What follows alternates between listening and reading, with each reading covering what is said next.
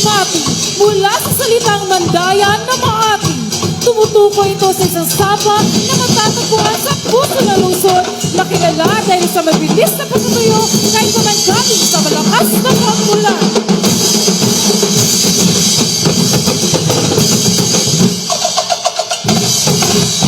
Katulad ng ibang mga lungsod, ang Mati ay nakaranas din ng iba't ibang kalamidad.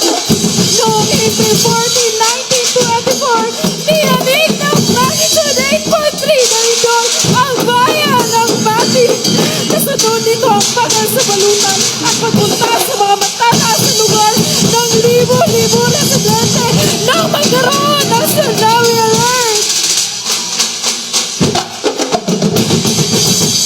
Noong Pebrero 2019, nilamon na nakapipinsalang apoy ang mahigit 50 kabayan at komersyal na mga establishmento.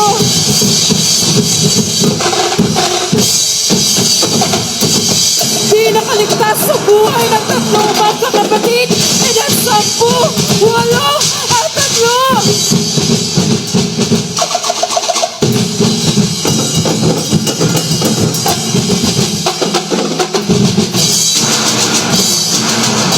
Sino bang makakalimot kay Rubino ang 1990 at Pablo sa taong 2012? Dalawang bagyong naitalang nasa Category 5 ang humagupit, sumalanta at nag-iwan ng matinding pinsala sa probinsya ng Davao Oriental.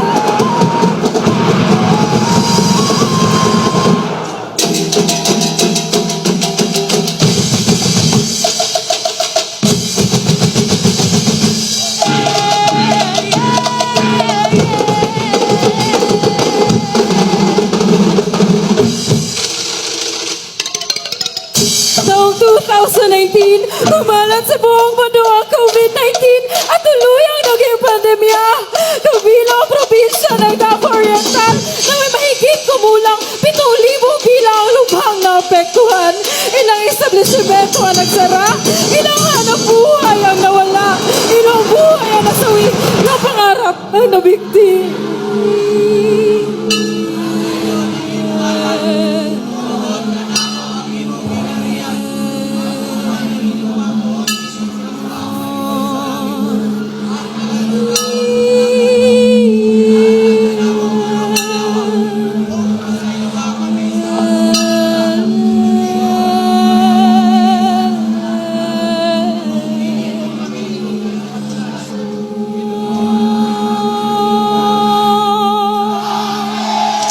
Sa kabila ng mga unos at pagsubok, walang panlipunang tugalian ang aming munting lungsod.